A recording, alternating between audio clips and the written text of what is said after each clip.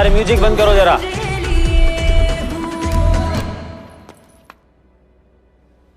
चाचा चाचा क्या बीच में से स्टोरी सुना रहा है? शुरू से शुरू करते। छोटे तू स्टार्ट कर। देवियों और सजनों, कुर्सी पेटी बांध लीजिए, मौसम बिगड़ने वाला है। किसी महानुभाव ने कहा था कि चाइना की जनता नासमझ है, क्या अच्छा है क्या बुरा है ये उन्हें खबर नहीं है। तो हम जो भी कार्य करते हैं अपनी जनता के भलाई के लिए करते हैं। हाँ, वही भलाई के कार्य जो आप कई दिनों से न्यूज में सुनते आ रहे हैं। हेलो फ्रेंड्स, मेरा नाम है Shivam Pandey. I welcome you all to the parallel world. आज के इस वीडियो में हम समझेंगे कि चाइनीज गवर्नमेंट और टेक्नोलॉजी दोनों मिलके ऐसे कौन से भलाई के कार्य कर रहे हैं कि चाइना की जनता उनकी कायल हो चुकी है, उनके गुणगान करते नहीं थक रही। जोर जोर से बोल के लोगों को स्कीमें बता दे।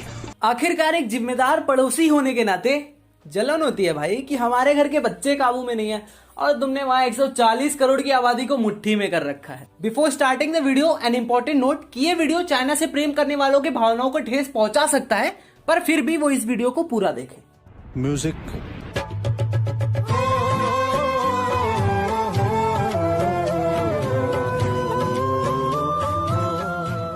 चाइना में 20,000 से भी ज्यादा वेबसाइट्स ब्लॉक्ड हैं। ये पॉसिबल हुआ द ग्रेट फायरवॉल की हेल्प से।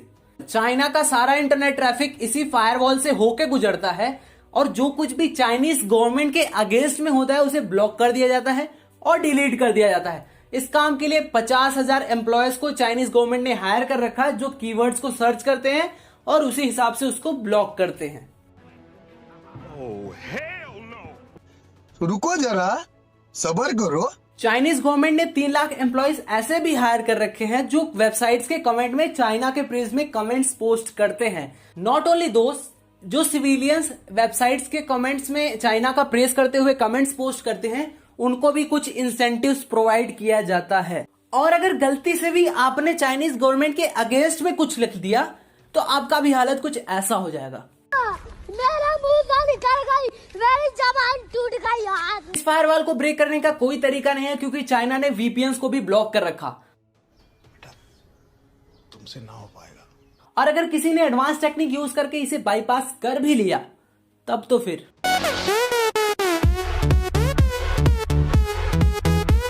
अकॉर्डिंग टू चाइनीज गवर्नमेंट वो ऐसा करते हैं अपने देश के लोगों को फॉरेन इन्फ्लुएंस से बचाने के लिए और इसे साइबर सॉवरेनिटी का नाम देते हैं। ये बात सही भी है। अगर इंडिया को ही ले लो तो यहाँ एंजल प्रिया और क्यूटी बाई जैसे लोग बहुत मिलते हैं। अगर कोई इनके इन्फ्लुएंस में आ गया तो चाइनीज गवर्नमेंट इतनी भी बुरी नहीं है, ब्लॉक तो कर दिया पर सेल्फ मेड वर्जन को भी साथ साथ लॉन्च कराया ताकि चाइनीज पीपल इन सारी चीजों को भी यूज कर सके।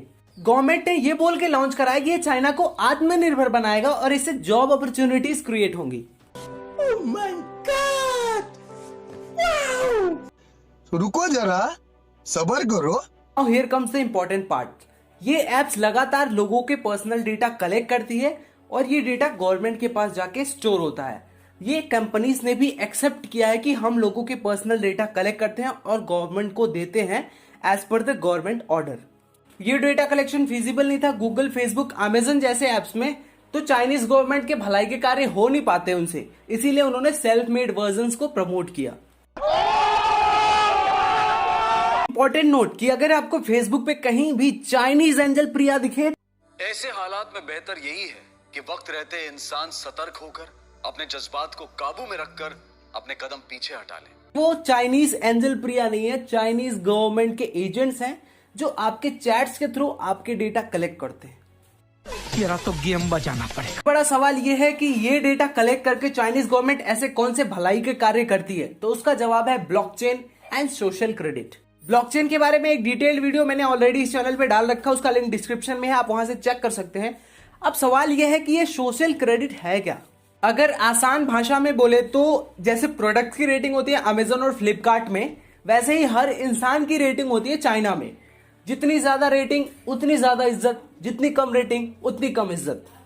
ये रेटिंग बनता है लिटरली हर एक छोटे बड़े काम से। आप क्या ब्राउज करते हैं, आप कौन सी पोस्ट्स पढ़ते हैं, आप क्या कमेंट करते हैं, किसी अगेंस्ट में करते हैं या फेवर में करते हैं, आपका बैंक बैलेंस कितना है, आपके बच्चे कौन से स्कूल में जाते हैं, आप कौन सी शॉप में जाते हैं, आप कौन से बस लेते हैं, आप कौन सी टैक्सी लेते हैं, ट्रेन लेते हैं या नहीं लेते हैं, हर एक छोटी बड़ी चीज। इतना ही नहीं, आपके दोस्त और रिलेटिव जो सारी एक्टिविटीज करते हैं उनके रेटिंग की वजह से आपके रेटिंग भी इफेक्ट होते हैं। इसीलिए चाइना में दोस्त और रिलेटिव्स भी ऐसे बनाने हैं जिनकी वजह से हमारी रेटिंग ऊपर जाए। Oh my god! Oh my god! ये सोशल क्रेडिट एक पब्लिक ब्लॉकचेन में स्टोर्ड होता है जहां लोग एक दूसरे के रेटिंग्स देख सकते हैं और उसी हिसाब से उन्हें फैसिलिटीज प्रोवाइड की जाती हैं। फॉर एग्जाम्पल, अगर किसी का क्रेडिट लो है तो वो अच्छे रेस्टोरेंट्स में खाना नहीं खा सकता, उसके बच्चे अच्छे स्कूल में पढ़ नहीं सकते, उसको वीजा नहीं मिल सकता, लोन नहीं मिल सकता, वो फ्लाइट में सफर नहीं कर सकता, अच्छे क्लास के मेट्रो में सफर नहीं कर सकता, अच्छी दुकानों और मॉल्स में वो एंटर नहीं कर सकता, और भी बहुत सारी चीजें हैं जो वो नहीं कर सकता। चाइना की जनता वही करती है, वही लिखती है, वही पोस्ट करती है जो उनकी गवर्नमेंट बोलती है, क्योंकि उन्हें अपने सोशल क्रेडिट की फिक्र है। उनकी रेटिंग के हिसाब से वो सोसाइटी में ट्रीट किए जाते हैं। कंट्रोल। अब सबसे बड़ा सवाल ये कि रेटिंग वाला सिस्टम इंस्टेंटली इफेक्ट में कैसे आता है हर जगह, तो उसका जवाब है facial recognition with artificial intelligence. Chinese government के पास अपने 140 करोड़ की आबादी का फेशियल रिकॉग्निशन डेटा है। आर्टिफिशियल इंटेलिजेंस के साथ फेस को स्कैन किया जाता है and the data pops out. Not only ये रेलवे स्टेशन, मॉल, शॉप्स में यूज होते हैं, but also policeman special goggles use करते हैं जहां पे वो हर एक इंसान के फेशियल डेटा को स्कैन करते हैं और in case of any criminal records they trace the person. Government ने पूरे देश भर में 200 मिलियन से भी ज्यादा कैमरास इंस्टॉल कर रखे। कोई भी इंसान कहीं भी जाता है, फेशियल रिकॉग्निशन से उसको रिकॉग्नाइज करके पहचान लिया जाता है और उसके डेटाबेस में उसकी एक्टिविटीज भी अपलोड कर दी जाती हैं, जिसके हिसाब से उसके रेटिंग्स बनते हैं।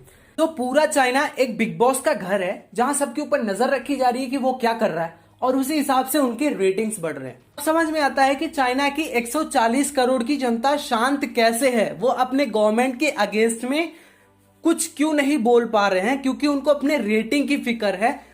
कोई भी ऐसा एक्टिविटी, कोई भी एंटी गवर्नमेंट एक्टिविटी या कोई भी मूवमेंट उनका ट्रेस कर लिया जाएगा और उनकी रेटिंग पे फर्क पड़ेगा, जिसकी वजह से वो सोसाइटी में बुरे ट्रीट किए जाएंगे। इसीलिए कोई भी अपने गवर्नमेंट के अगेंस्ट में कुछ नहीं कर रहा। अगर हम रियलिटी की बात करें तो चाइना की जनता अपने गवर्नमेंट के खिलाफ बोलना तो चाहती है पर बोल नहीं पाती, क्योंकि टेक्नोलॉजी उनकी जुबान को बंद कर देता है। And this is how Chinese government technology के साथ मिलकर सो कॉल्ड भलाई का कार्य करती है, अपने देश के लोगों को देशभक्ति के लिए मजबूर करती है। अगर हम इंडिया की बात करें तो इंडिया में सीन कुछ ऐसा है। भारत में जो देशद्रोही है उनकी माँ का मारो, हमको जिंदा मत छोड़ो सालो। हम कोई मंदिर का घंटा है कि कोई भी आके बजा जाता है। अब हम वापस चलते हैं चाचा जी के पास, जिसने दुनिया भर में इतना रायता फैला रखा एक पर्सनल मैसेज के लिए। चाचा हो गया, बस थोड़ा रेस्ट कर लीजिए वरना रेस्ट इन पीस हो जाएंगे। So guys, how was the information? ये हमें कमेंट करके जरूर बताएं। If you like the information, hit the like button. If you are new to the channel, hit the subscribe button. I will be back with new technology video soon. Till then, tata, bye bye.